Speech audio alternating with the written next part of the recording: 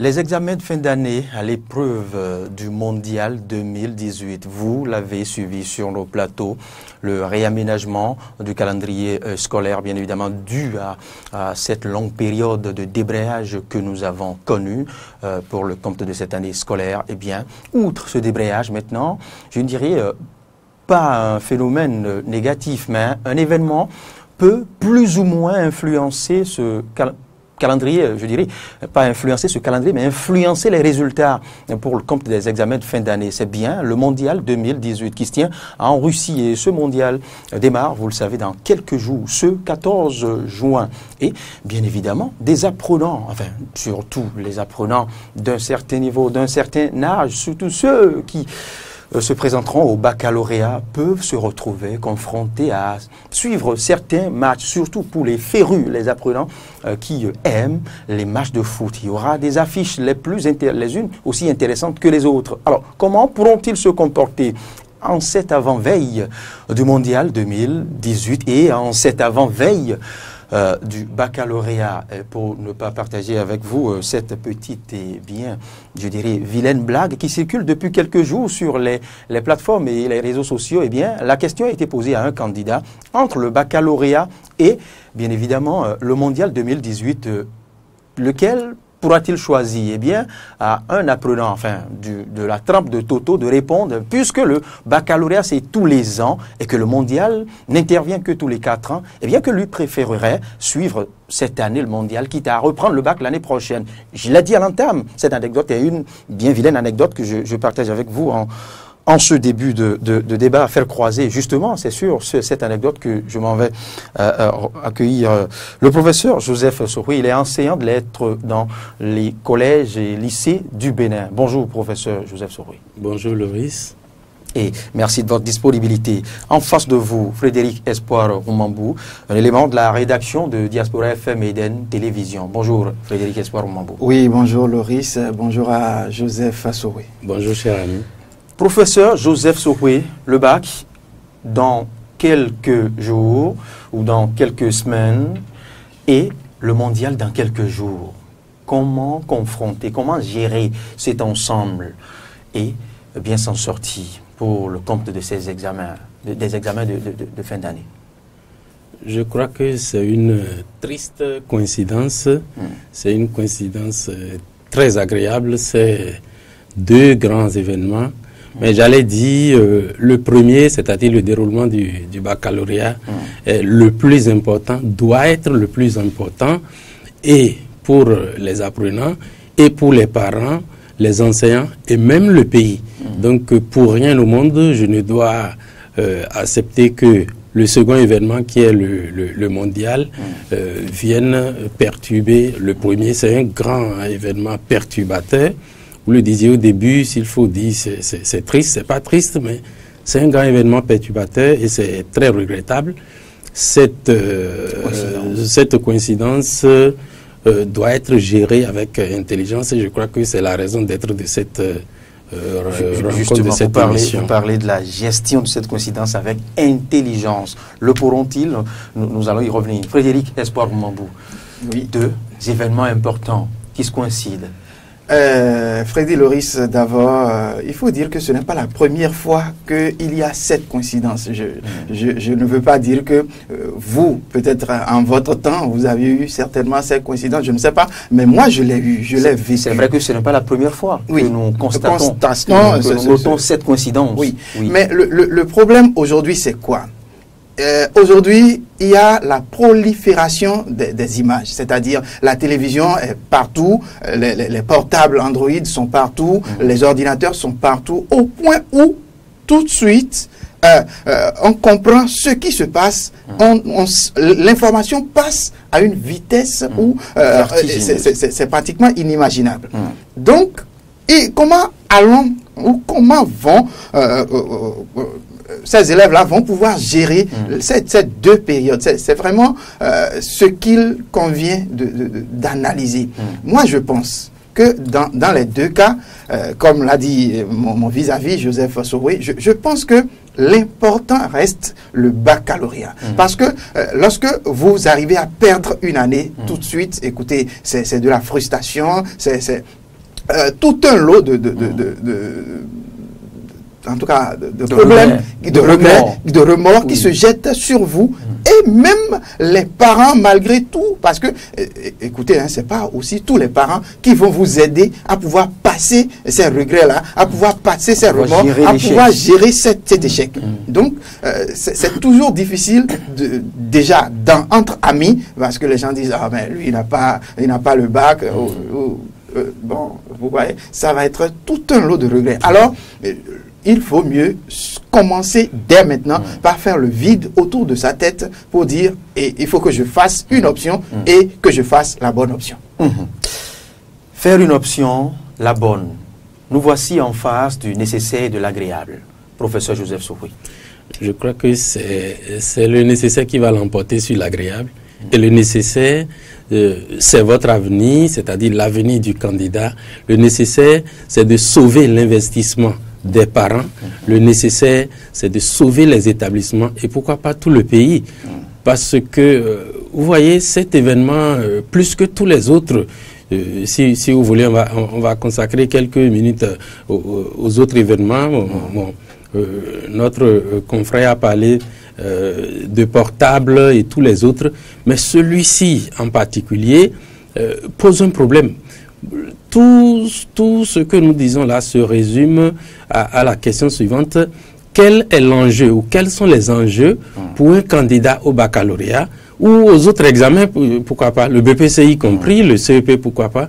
Quels sont les enjeux pour un candidat qui va à un examen en fin d'année? Il y a eu cette triste coïncidence-là de suivre ou de ne pas suivre. Et quand on parle de enjeu, c'est ce qu'on a à gagner ou ce qu'on a à perdre. Est-ce que le candidat a gagné quelque chose en suivant la Coupe du Monde? Pour moi, la réponse est sans embâche, c'est non. Il n'y a rien. Si c'était une conférence internationale sur le climat, si c'était une conférence internationale sur l'eau, ou encore comme cela, voilà, sur l'éducation, il a quelque chose à apprendre.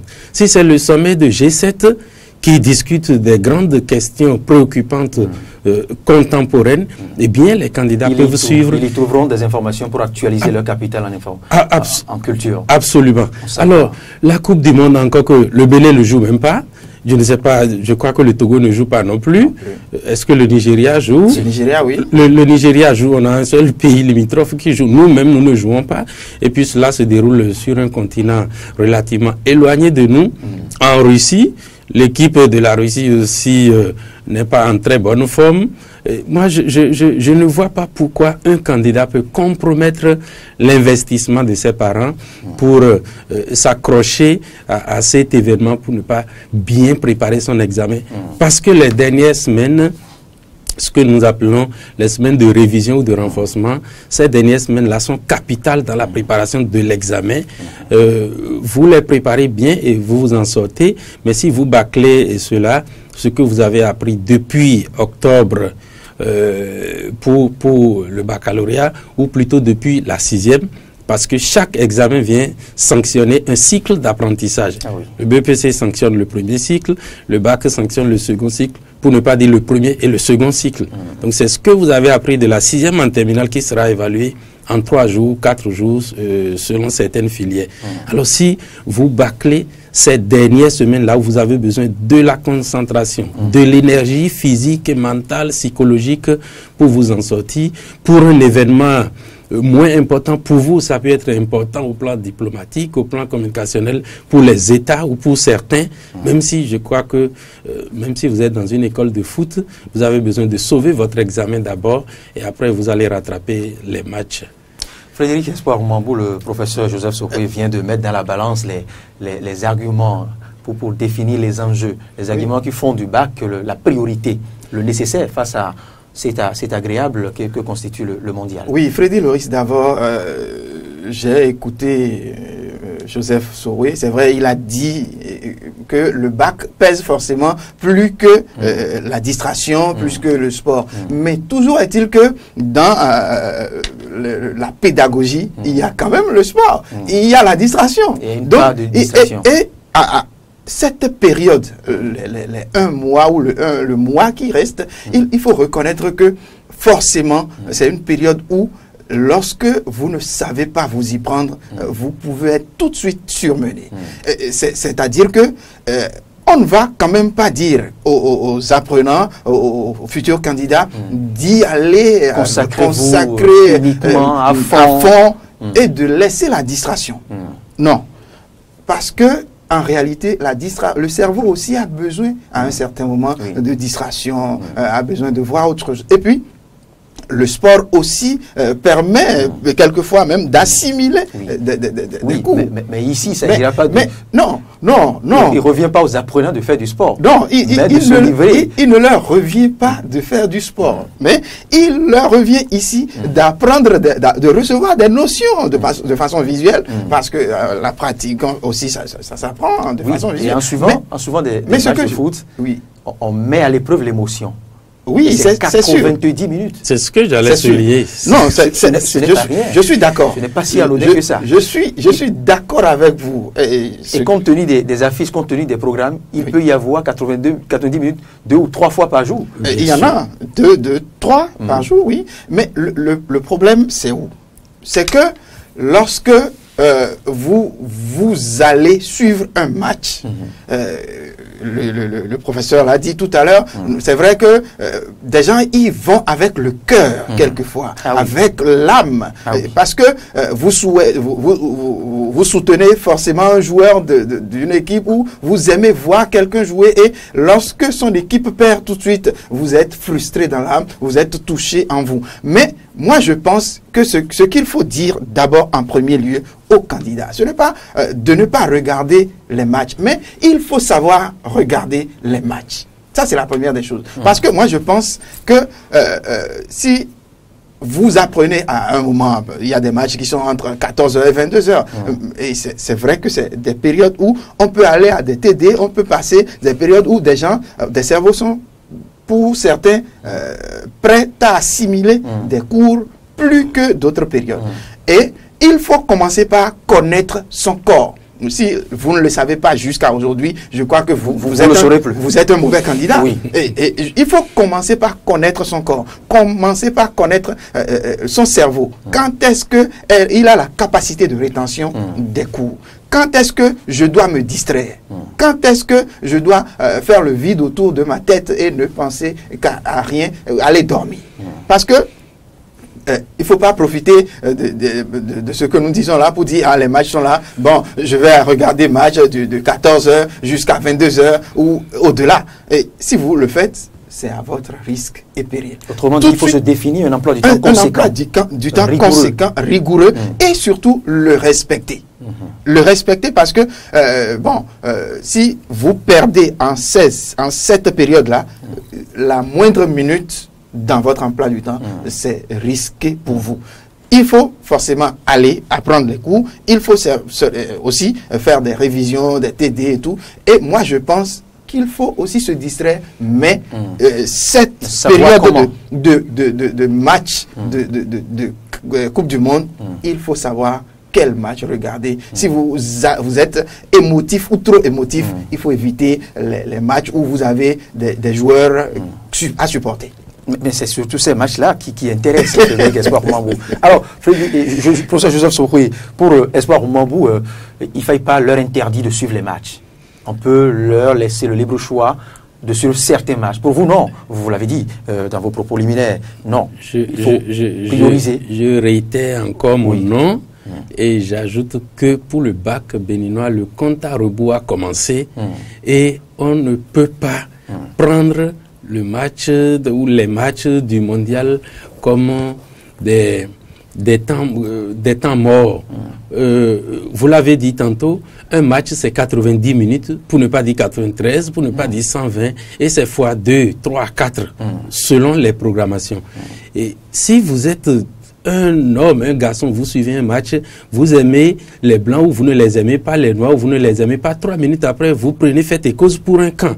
Et si ce camp perd, vous perdez tous vos états. C'est une activité très émotionnelle et ce n'est pas le bac l'aide davantage et ce n'est pas le moment de se mettre dans tous ces états. Vous avez besoin de la sérénité. Et monsieur l'a dit, selon votre programmation, s'il y a des plages, libre, s'il y a des vides que vous voulez combler et que cela coïncidait avec un match, vous pouvez suivre. Encore que moi, je ne fais aucune concession par rapport à cela. Ce que je conseille aux candidats, et je demande à leurs parents et à leurs enseignants de les y aider, c'est que on les aide à établir une programmation et les matchs sont exclus. Il n'y a pas de match de mondial à suivre. Pour un candidat? Non, pour un candidat, c'est exclu. Je ne sais pas. Vous savez que le bac béninois, c'est un bac qui vous consomme, dans les dernières semaines-là, je ne sais pas dans quelle série vous êtes et vous pouvez avoir le temps, 90 minutes pour suivre un match. Que ce soit la série A, la série D ou la série C. Je prends la série A, vous avez 200 pages d'histoire géo à apprendre. Vous avez mais pas apprendre la SVT. Pas apprendre en cette fin d'année. Non, mais vous allez réviser. Voilà. La révision, c'est d'abord la reprise littérale de tout ce qu'on a fait d'octobre à maintenant. Et maintenant, on renforce tout ceci avec deux ou trois nouvelles épreuves que l'on traite pour se donner une chance sur 1000 de tomber sur l'exercice qui viendra. Mais si vous devez reprendre ce que vous avez appris d'octobre à avril ou à mai, en une semaine, je ne sais pas de quel temps vous disposez. Je parlais de la A, vous avez les livres à reprendre, vous avez en même temps SVT, anglais, mathématiques, allemand. Je ne veux pas parler de la C, où chaque prof donne 20, 30, 50 exercices par chapitre. Vous avez 2 ou 4 livres à avaler. Il n'y a pas le temps. Dès que vous suivez un match, 15 minutes avant et 15 minutes après, tout ce laps de temps-là est perdu. Vous ne pouvez plus vous reconcentrer pour avoir l'énergie nécessaire qu'il faut pour s'en sortir par rapport à ces leçons-là. Donc pour moi, je reprends ces noms. C'est hors de question d'accommoder la préparation du bac béninois avec les matchs. C'est hors de question, certes. Mais vous n'êtes pas à savoir que les apprenants, enfin, en prenant le cas des candidats au bac, ils n'appartiennent pas pour la plupart du temps, ils ne consistent pas à eux seuls la fratrie. Ils appartiennent à un groupe de frères et sœurs, ce que j'appelais fratrie. Eh bien, ils ne vont quand même pas contraindre les autres à ne pas suivre les matchs. Alors, que vont-ils faire en ce moment? Vont-ils sortir de la maison? On sort de la maison. Vont-ils s'enfermer dans la chambre d'à côté? Mais vous avez la réponse à votre question. Vous et moi, nous savons dans quelles conditions. Mais on ne reste pas au salon avec les frères et sœurs pour préparer le baccalauréat. On ne reste pas au salon avec les frères et sœurs. Vous préparez le baccalauréat. Quelle que soit votre série, vous avez besoin de vous concentrer. Si ce sont des matières à leçons comme histoire, géo, SVT, et ce sont des matières techniques comme mathématiques, sciences physiques, etc. Vous avez besoin de travailler soit en groupe, soit seul où vous êtes concentré. Le salon, c'est le lieu où ça s'anime. Vous avez les petits frères, vous avez les grands. Les grands frères, eux, ne vont plus au baccalauréat. Les petits frères, eux, ils sont déjà en vacances. Ils veulent suivre tous les programmes à la télévision. C'est au salon que l'on mange, c'est au salon qu'on discute des problèmes de la famille. Ce n'est pas au salon que vous allez préparer votre baccalauréat. Vous sortez pour rester dans le jardin, ou vous allez dans l'église d'à côté, ou bien dans l'école primaire d'à côté, et vous restez dans une salle où c'est calme, et vous vous concentrez pour travailler, ou vous travaillez en groupe avec vos amis. Est-ce que vous voulez réagir par rapport à votre rigueur, à votre rigidité? C'est de la rigorité pour ma compréhension. Moi, je pense que, vous savez, nous sommes à une période où, je l'ai dit tantôt, j'ai parlé des TIC et autres. Lorsque vous demandez à un apprenant de ne pas suivre le foot, il peut le suivre dans sa chambre, avec son portable, parce que il va le suivre tranquillement. C'est ici le lieu d'appeler à la conscience. Là, c'est quand on ne l'amène pas à prendre lui-même la décision de ne pas suivre. Alors, si vous le forcez, quand on le lui impose, c'est un faux problème. Un faux problème. Donc, c'est un problème de conscience de l'apprenant. Il faut lui dire, oui, tu peux y aller, mais avec la manière. Et mon cher, tu es candidat toi-même, tu sais que tu n'as pas le temps à suivre tous les matchs, mais on te permet de suivre un match au passage. Ça va le mettre un peu plus à l'aise que vous le savez, Freddy Loris, d'abord, lorsque vous interdisez tout de suite à l'enfant, il va chercher à savoir pourquoi vous lui interdisez. Et il va faire pratiquement le contraire de ce que vous lui demandez. Alors, moi, je pense, c'est vrai que les candidats, encore qu'aujourd'hui, il y a de très jeunes candidats. Oui, des candidats précoces. Alors, on en a eu de 11 ans par le passé. C'est ici, maintenant, le lieu de leur dire, écoutez, ce n'est pas, on ne t'empêche pas, même si tu veux, on pourra enregistrer ça et que lorsque tu auras passé ton baccalauréat, peut-être, tu vas regarder ton match. Mais lui interdit d'emblée, ça va être difficile pour ces apprenants-là qui aiment réellement le foot, parce que le foot aujourd'hui c'est de la passion, le foot c'est un job, le foot c'est beaucoup de choses aujourd'hui, et les apprenants, les élèves aujourd'hui, ils ont envie de faire comme les Eto'o, les Ronaldo, les Messi, les Suarez, ça aussi deviennent des émules. Oui. Alors, le professeur Joseph Sokwe disait tout à l'heure que c'est le moment favori, le moment privilégié pour les révisions, que c'est seulement un mois et qu'il ne donne pas la moindre place pour le répit. Voilà. C'est vrai, ce n'est pas si faux que ça, sinon que ce n'est pas du tout faux. Mais quand on revient à nous-mêmes, professeur Joseph Sokwe, quand on remonte à l'apprenant, au terminaliste que nous étions par le passé. Alors, vous n'êtes pas sans savoir que nous avons nos matières de prédilection. Nous avons nos séries, comme on le dit, et nous aspirons quand même à certaines matières. Il y a certaines matières dans lesquelles nous nous sentons beaucoup plus à l'aise, nous nous exprimons beaucoup plus facilement que d'autres. Et compte tenu de la série que nous faisons, eh bien, on sait d'office que voilà, il y a des matières qui sont en griffe acquises. Et voilà, et on sait qu'on a fait un peu d'effort seulement en mathématiques et autres, si c'est la série A. On a à apprendre un peu la biologie et les mathématiques et autres, quitte à faire quelques exercices de philosophie, et on sait que le bac est acquis. Enfin, c'est une manière de réfléchir, hein, voilà, en tant qu'apprenant de ce moment, ce qui n'est pas tout à fait, c'est toujours vrai, c'est pas mathématique, mais il ne nous revient pas pour la plupart du temps d'exceller dans toutes les matières pour pouvoir avoir le bac. Je ne suis pas d'avis, monsieur Loris. Oui. Vous avez, il y a deux questions différentes. Quelle distraction il faut pour les candidats aux différents examens pour une préparation efficiente, une préparation adéquate est une question. Suivre la Coupe du Monde ou ne pas suivre en est une autre. Je crois que la question ici c'est: est-ce qu'il faut suivre la Coupe du Monde ou ne pas suivre?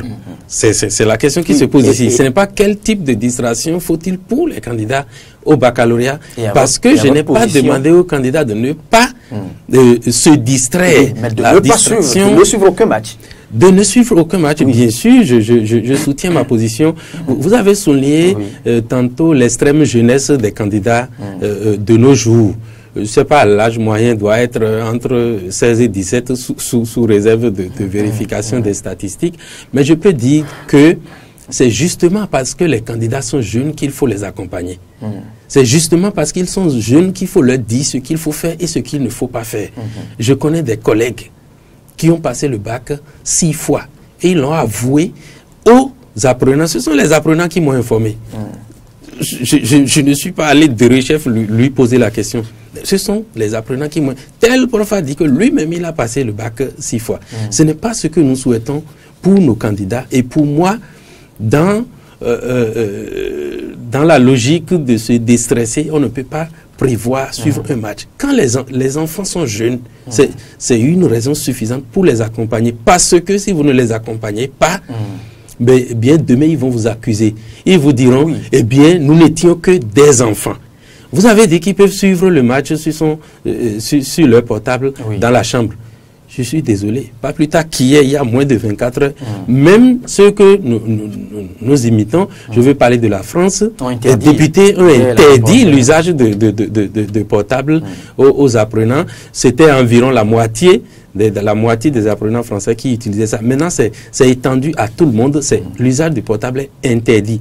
C'est pourquoi je disais à l'entame, quand vous m'avez donné la parole, qu'il y a beaucoup de situations, beaucoup d'événements, beaucoup de faits qui perturbent le candidat, mais celui-ci, la Coupe du Monde, le perturbe plus que tous les autres. Professeur Joseph. Je veux aboutir à la conclusion que le portable, mais pour moi, on l'a évité, on lui a déjà dit l'aspect nocif, la perte de temps qu'il y a dedans, et il a oublié depuis. Ce n'est pas le moment de reprendre pour suivre la Coupe du Monde. Je suis très heureux, il y a de cela moins de 4 jours, quand l'une de mes anciennes étudiantes m'appelle au téléphone et on discutait de comment s'insérer dans la vie professionnelle quand le débat de portable est arrivé. Et elle m'a dit, à force d'exposer sa vie privée sur les réseaux sociaux, les voleurs ont fini par la cambrioler. Et elle-même, elle a compris qu'il ne sert à rien d'être à longueur de journée sur le portable. Elle a mis l'accent sur la perte de temps. Un candidat baccalauréat, on lui a déjà appris depuis octobre que c'est une année sans portable. Et maintenant, si la Coupe du Monde vient dire tu ne suis pas, je ne sais pas pourquoi il va se chambrer pour suivre la Coupe du Monde. S'il est enfant, c'est le moment de... Je comprends votre purisme. Le professeur Joseph a de difficultés à appréhender la délicatesse, au fait, je dirais, de l'attrait, de l'incapacité à résister à certaines affiches. Je sais que c'est irrésistible. Et c'est surtout ça. Je sais que c'est face à ça. Je ne dénie pas. Je partage avec vous entièrement la nécessité d'accompagnement, de suivi psychopédagogique, tant pour les candidats précoces que pour tout autre candidat de tout autre âge. Mais comment résister à certaines affiches? C'est là, au fait, la question, Frédéric Espoir-Mambou. Frédéric Loris, d'abord, comme le dit si bien le professeur, autant qu'il le dit, je suis d'accord avec lui à plus d'un égard. Mais le problème est quoi? L'enfant peut solliciter la permission d'aller à l'étude et se retrouver derrière un poste ou devant un poste de télévision en train de regarder son match. Peinard. C'est pourquoi, au lieu de le laisser, au lieu de lui dire, bon, on va être rigoureux avec toi, tu ne peux pas faire ci, tu ne peux pas... Surtout face au match du mondial, mieux vaut lui donner la liberté, la largesse de suivre quelques matchs. Je dis quelques. Et quand je dis quelques, il a dit tantôt, ce serait encadré avec les parents. Mais lorsque vous lui dites tout de suite, vous ne pouvez pas suivre des matchs de football, attention, vous risquez de lui créer encore dans sa tête d'autres frustrations. Il va dire tout de suite, ah non mais... parce qu'il faut reconnaître qu'avant la classe de terminale, l'enfant a eu le temps, depuis 6e et 5e et autres, à suivre des joueurs, à se définir, à se bâtir, je dirais, un univers de fanatisme. Et il se reconnaît, il ne se lit qu'à travers certaines stars de foot. Et vous voici brusquement constituer un obstacle pour cet enfant, pour cet apprenant, pour ce candidat. Là, c'est délicat, c'est difficile. C'est là où je partage la proposition de Frédéric Espoir-Mambou, la petite possibilité donnée à certains apprenants de pouvoir suivre ne serait-ce que quelques matchs, peut-être à des heures raisonnables. Bien sûr. Professeur Jules Souroui. Je suis... Quand vous dites quelques matchs, je ne sais pas combien et lesquels jours, je ne sais pas. Je crois qu'il faut dire la vérité à nos enfants, à nos candidats. Vous qui êtes là, Monsieur Loris, vous avez une grande émission et des gens suivent votre plateau. Des ministres, des députés, des élèves, des professeurs d'université. Vous n'allez pas me dire que vous ne travaillez pas depuis 4 heures du matin pour cette émission. Les enfants qui suivent ça vont croire que bon, il suffit de se mettre devant le micro pour parler à la télé. Vous préparez ça depuis 4 heures du matin, depuis 5 heures du matin. Et si ce n'est pas pour appeler un invité, vous n'allez pas perturber votre préparation avec le portable. S'il y avait un match à 5 heures du matin, vous n'allez pas mal préparer votre émission. Dites aux candidats au bac que l'enjeu est de taille. Raison pour laquelle je disais tantôt au début, quels sont les enjeux à suivre ou à ne pas suivre. Quand on dit enjeu, c'est ce qu'on a à gagner ou ce qu'on a à perdre. Qu'est-ce qu'il a à gagner? Se déstresser? Si ce n'est que ça, il y a une programmation et les parents, les enseignants sont là et ils savent ce qu'il aime, ce qu'il n'aime pas, quand est-ce qu'il faut l'amener à la plage, quand est-ce qu'il faut lui donner la permission d'aller jouer lui-même pour retrouver ses amis et quand est-ce qu'il doit reprendre avec les études. Alors si vous lui donnez le goût de suivre 1 ou 2 matchs, mais il voudra suivre la suite de ces matchs-là ou la suite de leurs joueurs favoris ou de leurs équipes favoris et c'est compromettant. Il y a l'investissement des parents, il y a son avenir à lui-même parce que les parents ne prennent pas, ne se lèvent pas tous les jours à 5 heures du matin pour préparer le coup de 7 heures. C'est lui qui l'a fait sous la pluie, sous le soleil. Oui. Ce n'est pas les 30 derniers jours qui restent pour se concentrer et atteindre l'objectif qu'il faut sacrifier. Vous savez, dans la course de vitesse, les derniers mètres sont capitaux, très important. Donc, vous avez beau faire des efforts, les derniers mètres, si vous ne vous préparez pas pour les avaler et obtenir ce que vous voulez, eh bien, les gens vont vous dépasser. Il faut lui dire, tu n'as rien à perdre, tu n'as rien à gagner. Il faut te concentrer pour ton baccalauréat. D'accord. Alors, Frédéric, d'abord, je suis d'accord avec le professeur, mais préparer le baccalauréat, ça n'a pas commencé en juin, ça n'a pas commencé en mai. Moi, je pense que le baccalauréat, préparer un baccalauréat, ça a commencé peut-être depuis le début de cycle. Et pour d'autres, en début d'année. Et ici maintenant, nous sommes à une époque où, écoutez, vous allez... Moi, je connais des gens, j'ai eu même la preuve, et j'ai vécu avec ces gens-là, qui, pour une raison, pour une autre, pour apprendre, ils ont fini par devenir un peu déréglés. Alors, ici... Ce sont de rares cas. Oui, c'est vrai, c'est de rares cas. Alors, je pense que ici, les matchs de la Coupe du Monde, forcément, c'est de la distraction. Si le gars veut, il tient à regarder le match, quoi que vous fassiez, soit vous allez certainement réussir à l'enfermer, à gronder, mais il va traîner des rancœurs pour des jours. Et peut-être même, lorsqu'il rate ça et que vous l'avez forcé à rater ça, eh bien, il peut être devant son cahier sans apprendre. Il peut être devant son cahier, se dire qu'il apprend, mais rien ne rentrera.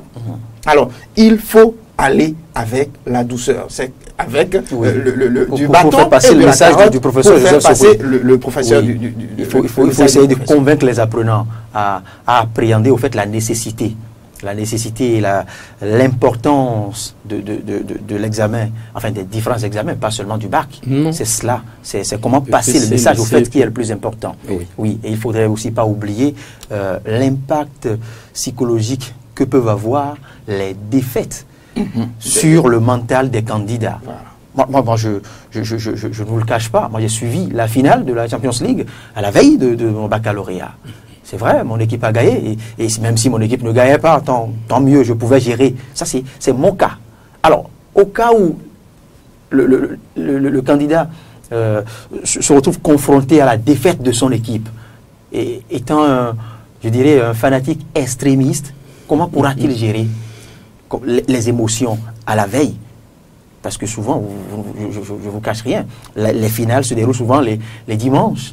Donc, supposons à la veille du baccalauréat. Oui, c'est un 15, exactement. Le baccalauréat, normalement, c'est un 16. Vous imaginez que vous assistez malheureusement à la défaite de votre équipe. Ça peut, je dis, ça peut avoir un petit impact. Les impacts ne sont pas petits.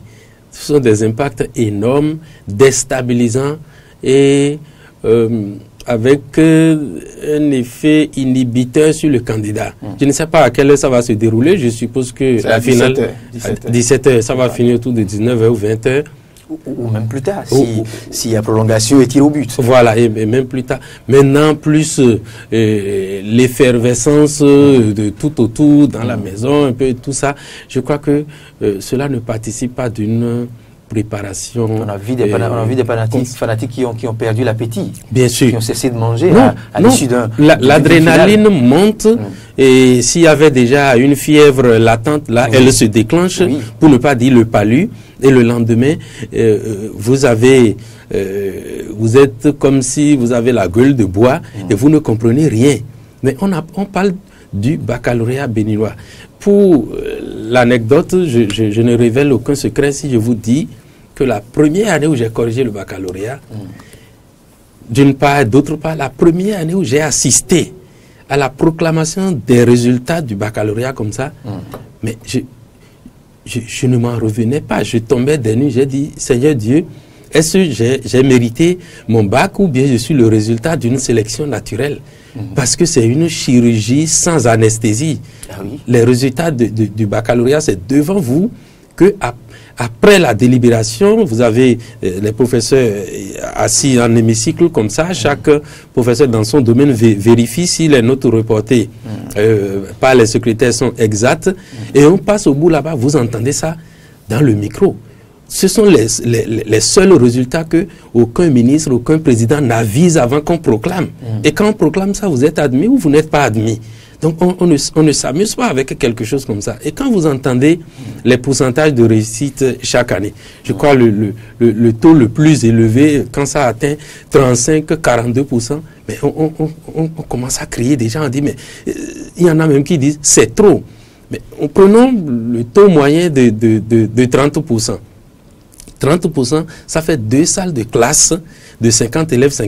Il y a eu 15 admis de part et d'autre. Vous entrez dans une salle de 50 élèves, vous avez 15 admis, il reste 35.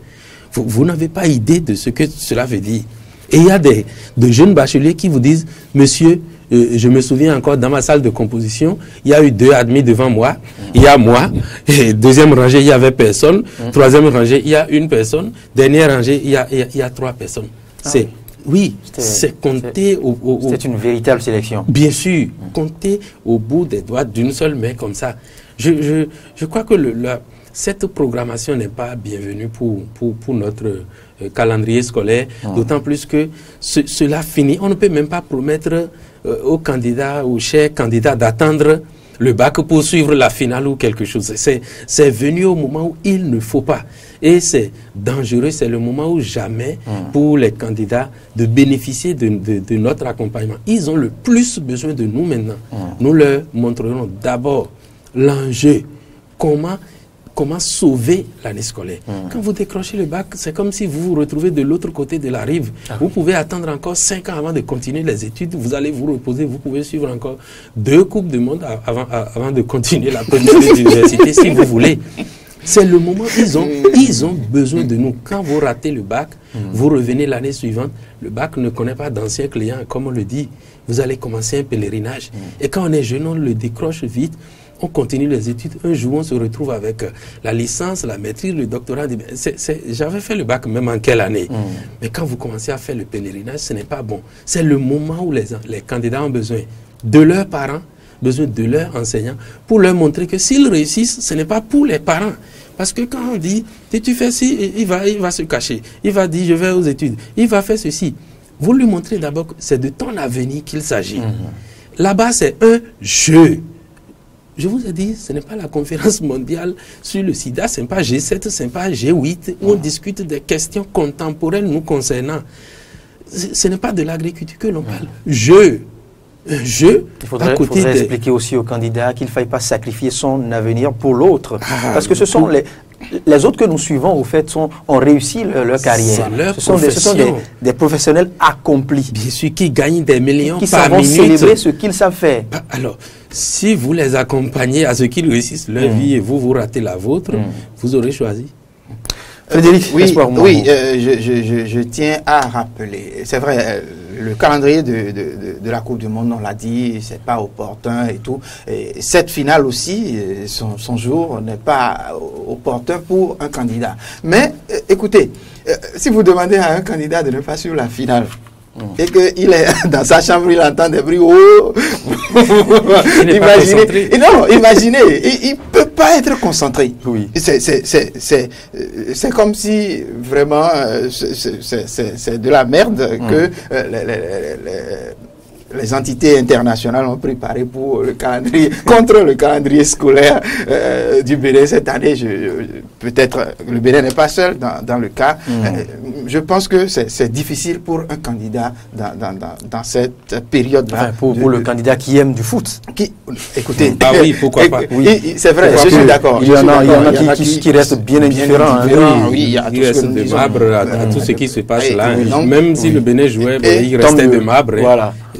Et bizarrement, il y a des candidats émotionnels dans les candidats que nous avons, et c'est vraiment malheureux. Mais je ne sais pas comment il faille encadrer, surtout la finale, pour que les candidats n'arrivent pas à recevoir un coup au moral pour affronter l'examen le jour qui va suivre. Ça va être difficile. Là, il revient à chaque parent de jouer.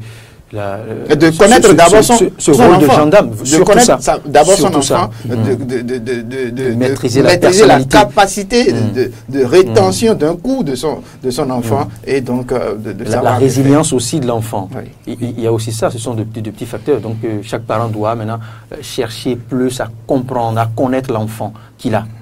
Tout à fait. Et c'est un exercice quotidien. Ah oui, absolument. C'est pour cette raison que j'ai dit les enfants ont besoin de notre accompagnement face à ce complot de Coupe du Monde contre notre calendrier.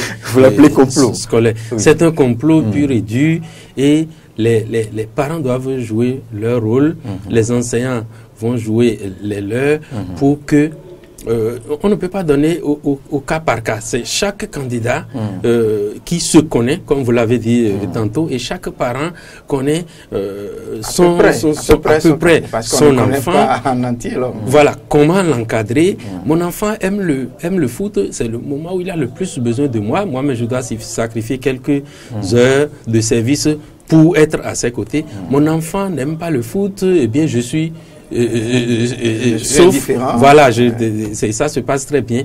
En réalité, mon propos, c'est de dire, il ne faut pas montrer, il ne faut pas dire aux apprenants que c'est facile. Rien n'est facile. Ce que nous faisons ici, c'est extrêmement difficile.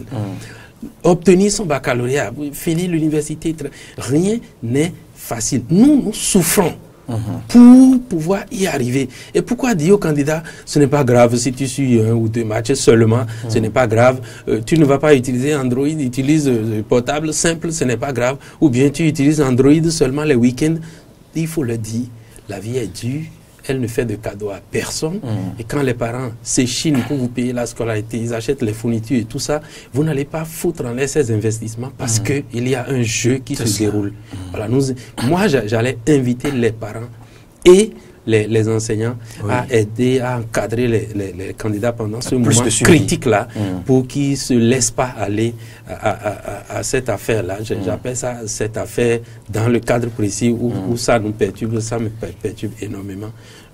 Je profite pour dire très bonne chance aux candidats et qu'ils se concentrent pour savoir que le bac, c'est pour mon avenir. Le foot mondial, c'est pour un temps, c'est l'émotion, ça va passer. 2 semaines après la finale, c'est fini. On n'en parle plus. Alors une joie éphémère qui n'a pas une joie éphémère qui n'a pas sa raison d'être, qui ne peut pas occulter ce que je vise pour ma vie et pour mon avenir. Merci.